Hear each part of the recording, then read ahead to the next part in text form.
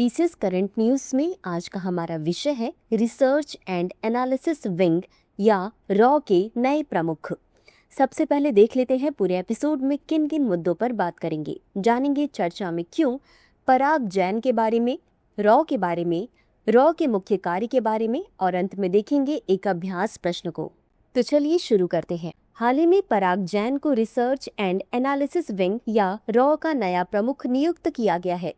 इनकी नियुक्ति 1 जुलाई 2025 से प्रभावी होगी और वह 2 वर्षों तक इस पद पर रहेंगे। इन्हें ऑपरेशन सिंदूर में महत्वपूर्ण भूमिका निभाने का श्रेय दिया जाता है, जिसमें भारतीय सेना ने पाकिस्तान और पीओके में आतंकी ठिकानों को निशाना बनाया था। बता दें कि यह नियुक्ति उस समय हुई है जब भारत की राष्ट्रीय सुरक्षा से जुड़े कई संवेदनशील मुद्दे सामने आए हैं। अगर आप भी कर रहे हैं एसएससी की तैयारी तो जुड़िए दृष्टि आईएएस की नई पहल दृष्टि एसएससी से, जहां आपको मिलेंगी free live classes, PYQs, demo classes, notification videos और स्ट्रैटेजी। तो अभी सब्सक्राइब करें दृष्टि एसएससी। डिस्क्रिप्शन में दिए गए लिंक पर जाकर चैनल को सब्सक्राइब करें। अब जान लेते हैं पराग जैन के बारे में। पराग जैन पंजाब कैडर के 1989 बैच के आईपीएस अधिकारी हैं।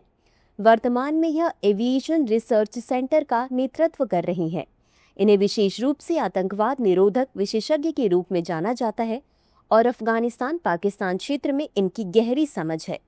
इन्होंने जम्मू कश्मीर में आतंकवाद के खिलाफ लड़ाई में अहम भूमिका निभाई है। ये कनाडा और श्रीलंका में भारत का प्रतिनिधित्व भी कर चुके हैं। इनके पास रॉ में 2 दशक से अधिक का अनुभव है। इन्हें इंसान आधारित खुफिया या HUMINT और तकनीक आधारित खुफिया या TECHINT में दक्षता प्राप्त है। अब जान लेते हैं रॉ के बारे में। रॉ या research and analysis wing Bharat की प्रमुख विदेशी खुफिया एजेंसी है। इसकी स्थापना 1968 में की गई थी। इससे पहले इंटेलिजेंस ब्यूरो ही देश के अंदर और बाहर खुफिया जानकारी एकत्र करती थी। 1962 के भारत चीन युद्ध और 1965 के भारत पाक युद्ध के बाद विदेशी खुफिया जानकारी के लिए अलग एजेंसी की आवश्यकता महसूस हुई। रॉ का प्रमुख कार्य भारत की सीमाओं के बाहर गतिविधियों पर नजर रखना, राष्ट्रीय हितों की रक्षा के लिए गुप्त अभियानों को अंजाम देना, भारत की सुरक्षा को खतरा पहुंचाने वाले तत्वों को निष्क्रिय करना, ऐसे विदेशी समूहों पर नजर रखना जो भारत की एकता और अखंडता के लिए खतरा पैदा कर सकते हैं। इसी के साथ अंत में देख लेते हैं आज के अभ्यास प्रश्न को।